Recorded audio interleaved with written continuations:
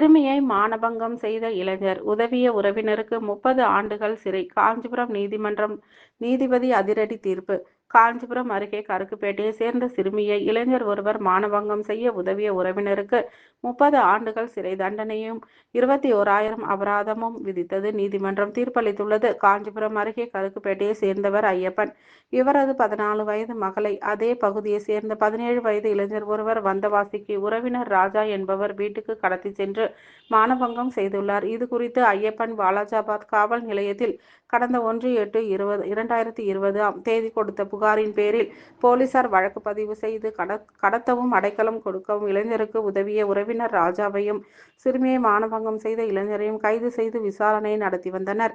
சிறுமியை மானபங்கம் செய்த இளைஞர் தொடர்பான வழக்கு காஞ்சிபுரம் போக்சோ சிறப்பு நீதிமன்றத்திலும், இளைஞருக்கு உதவிய உறவினர் ராஜா கைது தொடர்பான வழக்கு காஞ்சிபுரம் மாவட்ட முதன்மை அமர்வு நீதிமன்றத்திலும் நடந்து வந்தது.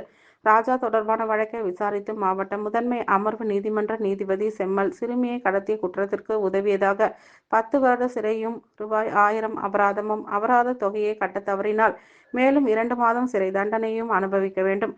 சிறுமியை மானபங்கம் செய்ய அடைக்கலம் கொடுத்தமைக்காக மற்றொரு வழக்கில் ராஜாவுக்கு 20 ஆண்டுகள் சிறை தண்டனையும் ரூ.20,000 அபராதமும், அபராத தொகையை செலுத்த தவறினால் மேலும் 2 மாதம் சிறை தண்டனையும் அனுபவிக்க வேண்டும் என்றும் தனது தீர்ப்பில் குறிப்பிட்டுள்ளார். இதன்படி சிறுமியை மானபங்கம் செய்யவும் கடத்தவும் இளைஞருக்கு உதவிய அவரது உறவினரான ராஜாவுக்கு 2 வெவ்வேறு வழக்குகளிலும் சேர்த்து மொத்தம் 30 ஆண்டுகள் சிறை தண்டனையும் ரூ.21,000 அபராதமும் விதித்து நீதிமன்றம் தீர்ப்பளித்துள்ளது குறிப்பிடத்தக்கது.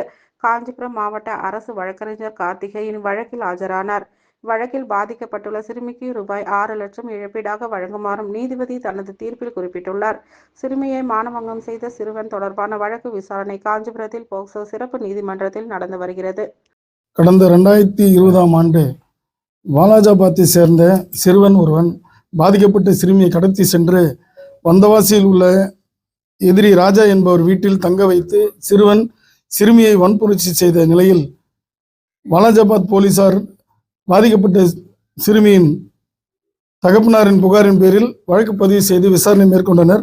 இந்த வழக்கு விசாரணை முடிந்து இன்று காஞ்சிபுரம் மாவட்ட நீதிமன்ற போக்சோ சிறப்பு நீதிமன்றத்தில் மாவட்ட நீதிபதி பாவு செம்மல் அவர்கள் தீர்ப்பு வழங்கினார். இந்த வழக்கில் சிறுமிக்கு அடைக்கலம் கொடுத்த எதிரி ராஜா என்பவர் குற்றவாளி என நீதிபதி தீர்ப்பளித்துள்ளார். மேலும்